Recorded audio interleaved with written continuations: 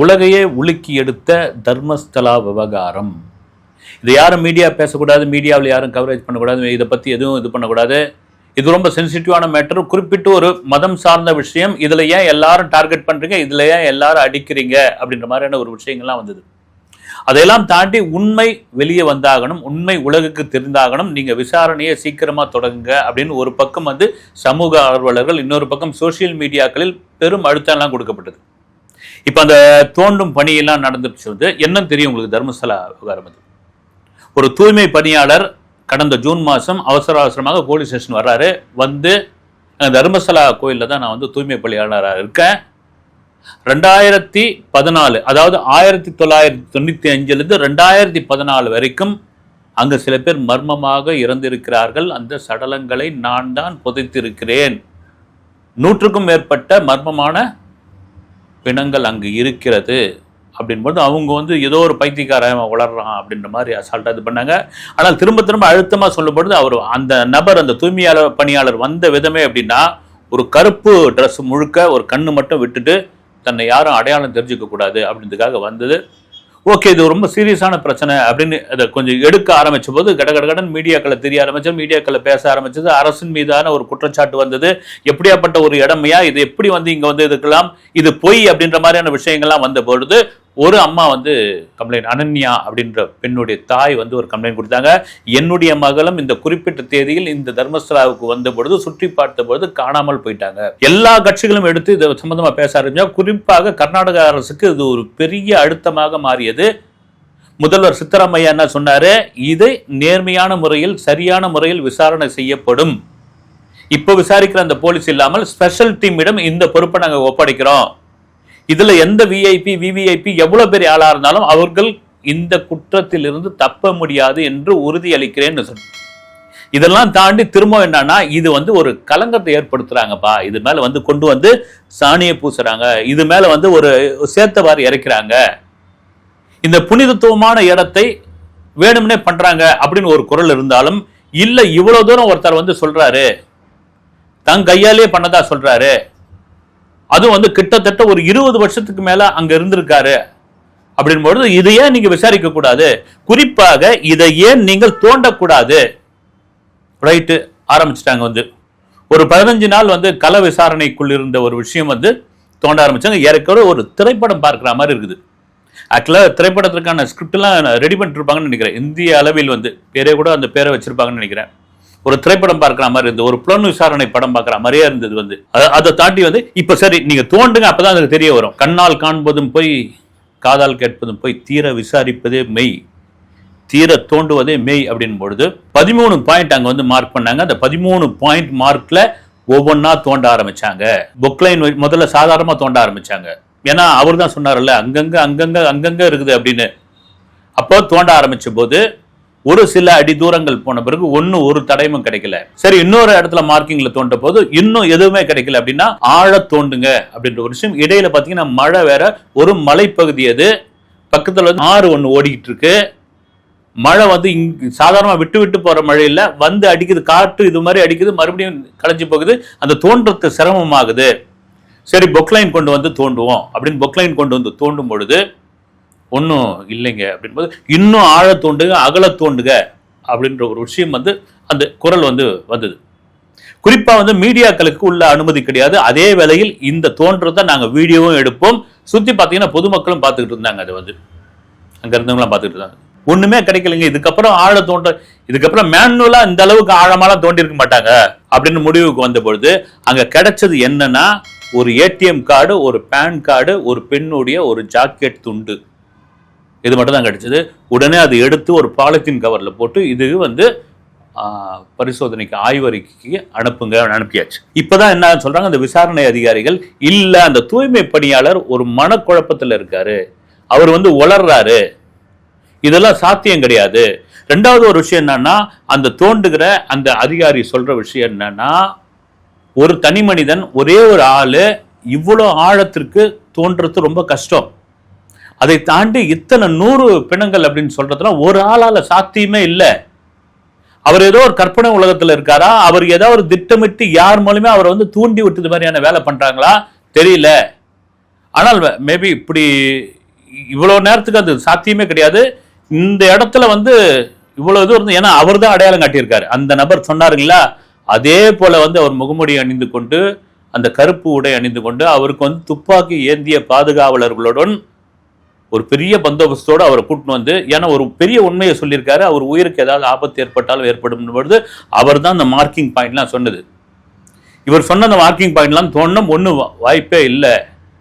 அப்படின்பொழுது இந்த கேஸ் வந்து வேற மாதிரி திசை திரும்பி போதையா, திரும்ப சொல்றது தான் வந்து தீர விசாரிப்பது மெய் அப்படின் போது, இந்த தீர விசாரிக்கும் பொழுது இது மெய்யா இருக்குமோ, இந்த நபர் மேல ஒரு சந்தேகம் வருது, இவருக்கு ஏதாவது மனநிலை சரியில்லாம இருக்குதா, இவர் பின்னணியில யாராவது தூண்டி விடுறாங்களா அப்படின்ற கேள்வி, அடுக்கடுக்கான கேள்விகள் வரும்பொழுது மறுபடியும் என்ன சொல்றது, கவர்மெண்ட் கர்நாடக அரசு முதல்வர் சித்தராமையா என்ன சொல்றாரு, இந்த விசாரணை நேர்மையாகவும் சரியாகவும் நடக்கும், இதுல எந்தவித அழுத்தமும் இல்லை, அழுத்தமும் வந்தாலும் நாங்கள் அதற்கு அடிபடிய மாட்டோம், அழுத்தம் இல்லைன்ட்டாங்க. சரி, தர்மஸ்தலா இவ்வளவு ஒரு புனிதமான இடம், அந்த புனிதமான இடத்திற்கு அவ்வளவு பேர் இருக்கு, அதை தாண்டி அந்த தர்மஸ்தலாவுக்கு அவ்வளவு சொத்துக்கள் இருக்குதுன்னு நிறைய பேர் அந்த மாதிரி கோயிலுக்கு எழுதி வச்சிருவாங்கல்ல, அது மாதிரி இந்த தர்மஸ்தலாவுக்கு எழுதி வைத்த சொத்துக்கள் வந்து பல கோடிகள் இருக்குது.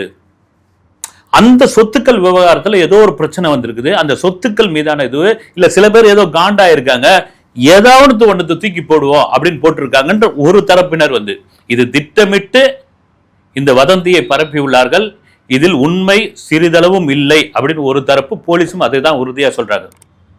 பொதுவான மக்கள் என்ன சொல்றாங்க, எப்பா இந்த கம்ப்ளைண்ட் வந்து கொடுக்க வந்தாரு, பரபரப்பா இருந்தது, அவ்வளவு பரபரப்பா வந்து கொடுத்தவர், ஆதாரப்பூர்வமா சொன்னவர், அதை தாண்டி ஒரு பெண்ணுடைய தாயம் வந்து சொன்னாங்க.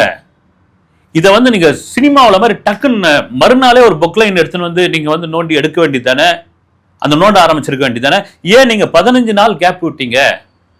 இந்த 15 நாளுக்குள்ள என்ன வேணாலும் அந்த இடம் சார்ந்தவர்கள், கோவில் சார்ந்தவர்கள், அந்த தரப்பினர் என்ன வேணாலும் பண்ணியிருக்கலாமேன்னு ஒரு சந்தேக கண்ணோட்டம் அவருடைய கேள்வி வந்து, இதையும் ஒரு பக்கம் இப்படி வச்சு பார்க்க வேண்டியதா இருக்குது. ஏன்னா அது ஆரம்பத்தில் வந்து சொன்ன விஷயம் என்னன்னா, இதுல விஐபிகள் கிடையாது, விவிஐபிகள் சம்பந்தப்பட்டுள்ளார்கள் அப்படின்னும் பொழுதுதான் இதுல யாரெல்லாம் பின்னணியில இருக்காங்க அப்படின்ற ஒரு விஷயம் முதல்ல வந்து ஒரு லிஸ்ட் அவுட் எடுங்கன்ற மாதிரி ஒரு விஷயம். இப்ப என்ன சொல்றாங்க பொதுவானவர்கள், பொதுமக்கள் சொல்றது என்னன்னா, இவ்வளவு பலம் வாய்ந்தவர்கள் இந்த புதைக்கப்பட்ட பிணங்களை அந்த 15 நாளுக்குள்ள அப்புறப்படுத்திருக்கலாம்ல அப்படின்னு. ஆனா அரசு, அந்த போலீஸ் அதிகாரிகள் என்ன சொல்றாங்க, அரசு அதிகாரிகள் என்ன சொல்றாங்க, அப்படி நோண்டி எடுத்திருந்தா அதற்கான தடயம் கிடைச்சிருக்குன்னா அது ஒரு காடுங்க, நீங்க நோண்டி எடுத்திருந்தா ஒரு மரங்களை வெட்டி இருக்கலாம், அங்க இருக்கிற புல்லு புதரை வந்து நீக்கி இருக்கலாம், அதுக்கான ஈஸியான தடயம் கிடைக்கும். அதுக்கு என்னதான் மூடினாலும் உங்களுக்கு தெரியும் அப்படி எந்த விதமான இதுவும் இல்லைன்னு. சிலர் என்ன சொல்றாங்க, அதை புதைத்திருப்பதற்கு பதில் யாரு வந்து எப்பொழுதுமே 24 மணி நேரம் அல்லது வருடத்தின் 360 நாளும் அதில் தண்ணீர் ஓடிக்கொண்டே இருக்கும், அதுல தூக்கி போட்டுருவாங்க அப்படின்னு. என்னங்க இது உங்க லாஜிக் அப்படின்னு ஒரு அதிகாரி சொல்றாரு. தூக்கி போயிட்டா அது என்ன அப்படியே போய் கடல்லையா கலந்துரும், வந்து இடையில வந்து அணைகள் இல்லையா, மதகு இல்லையா, அங்க போய் ஸ்டக் ஆகல, அங்க வந்து அது கிடைக்கும் இல்ல, அப்போ வந்து விசாரணைக்கு அந்த பகுதியில் இருக்கிற விசாரணை நடத்த மாட்டாங்களா? இந்த தண்ணீர் வந்து ஒரு மாநிலத்துக்குள் மட்டும்தான் முடிஞ்சு போகுதா? அதை தாண்டி போய் கடல்ல கலக்குது இல்ல, அந்த கடல்ல கடக்கிற வரைக்கும் எவ்வளவு தடுப்பணைகள் இருக்குது, தடுப்பணைகள்ல அது தட்டுப்படாதா அப்படின்ற ஒரு கேள்வி. இல்லைங்க, அதை தூக்கி வந்து அப்படியே இது பண்ணிட்டாங்க. இன்னொரு என்ன பண்றாங்க, இல்ல ஒட்டு மொத்தமா இதையெல்லாம் தோண்டி ஒரே பகுதியில் வைத்து க்ளோஸ் பண்ணிட்டாங்க. ஏன்னா எதை ஒன்றும் நம்புறோமா நம்ப கூடாதா அப்படின்ற அளவுக்கு இருக்கிறதுனால இங்கு விசாரணை அதிகாரிகளே ஒரு பக்கம் குழம்பி போயிருக்காங்க. கொடுத்த இந்த நபருக்கு வந்து உண்மை கண்டறியும் சோதனை நடத்த வேண்டும், யாரும் அந்த தூய்மை பணியாளருக்கு ஒரு உண்மை கண்டறியும் சோதனை நடத்தி ஆகணும் அப்படின்ற ஒரு அழுத்தம் கொடுக்குறாங்க. ஏன்னா இந்த ஆள்பாட்டு வந்தாரு, சொல்லிட்டு போனாரு, இவர் அங்க தூய்மை பணியாளராக இருந்திருக்காரு, ரெண்டுத்தையும் பார்த்திருக்காரு, அதனால இவர் சொல்றத ஏத்துக்கிற மாதிரி இருக்குது அப்படின் போது இப்ப வந்து பார்த்தா இல்ல அப்படின் போது இந்த ஆள் சொல்றது போய், இந்த ஆள் வந்து மனநிலை பாதிக்கப்பட்டுள்ள, இந்த ஆள் பின்னாடி யாரோ இருக்காங்க, இல்ல இந்த ஆளுக்கு வந்து ஒரு உண்மை கண்டறியும் சோதனை நடத்தியே ஆகணும் அப்படின்ற ஒரு விஷயம் வலுக்குது. இதெல்லாம் மீறி பொதுமக்கள் சொல்ற ஒரு விஷயம் என்னன்னா, நீங்க 13 பாயிண்ட் இங்க நோட் பண்ணீங்கல்ல, இவ்வளவு பெரிய இடத்தில், இவ்வளவு பெரிய வனாந்தரத்தில் 13 பாயிண்ட் மட்டும் தான் நீங்க சொல்றீங்களா? வேறு இடங்களை மாறுங்களேன், வேறு இடத்துல ஒரு 15 பாயிண்ட் வைங்களேன் அப்படின்றாங்க. ஓகே, அதுக்கு நாங்க ஒத்துக்கிறோன்றாங்க. அவங்க என்ன சொல்றாங்க, ஒரு தனி மனிதன் ஒரு குழியை தோண்டி புதைக்கிறான் அப்படின்னா அந்த தனி மனிதன் வந்து அவனுடைய வலுவிற்கு அதிகபட்சமாக 4 அடி 5 அடி தான் தோண்ட முடியும். ஆனா பொக்லைன் கிட்டத்தட்ட ஒரு 15 அடி வரைக்கும் நோண்டி இருக்குது, ஒண்ணு இல்ல. கிடைச்சது பாத்தீங்கன்னா ஒரு ஏடிஎம் கார்டு, பேன் கார்டு, ஒரு ஜாக்கெட் துண்டு. உங்களுக்கு எங்கேயாவது ஒரு எலும்பு துண்டு கிடைச்சிருக்கணும், ஏதாவது ஒரு மண்டவோடு கிடைச்சிருக்கணும், ஒண்ணுமே இல்ல. நாங்க திரும்ப திரும்ப தோண்டிட்டு தான் இருக்கிறோம். சரி, உங்க வாதத்துக்கே வரோம். இந்த விசாரணை வந்து டக்குன்னு முடிச்சிடல கிடைக்கலன்னு, இன்னொரு 14 பாயிண்ட்ல நாங்க வந்து அதை வந்து தோண்ட ஆரம்பிக்கிறோம். இதெல்லாம் மீறி எப்பா இதுக்கு பின்னாடி ஒரு பெரிய படைபலமும் பணபலமும் இருக்கு. ஆனால் தான் மீடியாக்களை இவங்க சேர்க்கல.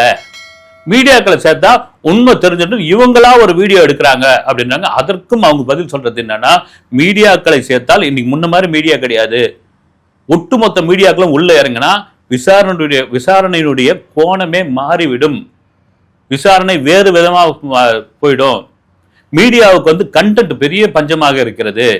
அவங்க ஆளாளுக்கு ஒரு ஸ்டோரி ஒன்று ரெடி பண்ணுவாங்க. அதை வச்சு நாங்க முடிந்த பிறகு மீடியாவை கூப்பிட்டு ஒரு பிரஸ் மீட் தரோம். அப்படி இருந்ததுன்னா ஆதாரங்களை நாங்க ஒப்படைக்கிறோம்.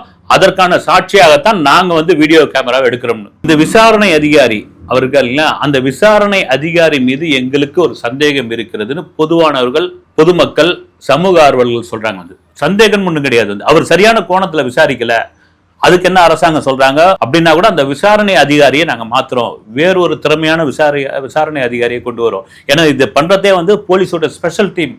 நம்ம இங்க இருக்கிற சிபிசிஐடி மாதிரி அங்க இருக்கிற கர்நாடகாவில் இருக்கிற ஒரு ஸ்பெஷல் டீம். உங்களுக்கு விசாரணை அதிகாரி திருப்தி இல்லைன்னு வச்சுங்க, நாங்க அதை மாத்துறதுக்கு ரெடியா இருக்கிறோம். அரசாங்கம் வந்து கர்நாடக அரசாங்கம் சொல்லியாச்சு. அப்ப தர்மஸ்தலாந்து ஒரு மர்மஸ்தலாவாக மாறி இருக்கிறது. இது உண்மைதானா பொய் தானா? இந்த புனித இடத்தை திட்டமிட்டு கலங்கப்படுத்துகிறார்களா, இல்லது நடந்திருக்கிறதா? ஓவர் நைட்ல இது ஒட்டுமொத்தம் அந்த தடயங்களை அழித்திருக்காங்களா? அதுக்கான சாத்தியம் இருக்குதா அப்படின்ட்டு விசாரணை அதிகாரிகள் மேற்கொண்டிருக்கிறார்கள். மாநில அரசு, கர்நாடக அரசு இதற்கு முழு ஒத்துழைப்பு தரும். அது முழு வேலையை எந்த பாரபட்சம் இல்லாமல் செய்து கொண்டிருக்கிறது அப்படின்ற ஒரு தகவல். இதெல்லாம் தாண்டி இந்த உண்மை அடுத்த ஒரு பாயிண்ட்டுக்கு தோண்டும் பொழுது, அப்படி இருந்தால் இல்லாமல் போனால் முடிவு என்ன என்பது தெரியும். அடுத்த வீடியோவில் சந்திக்கிறேன். நன்றி.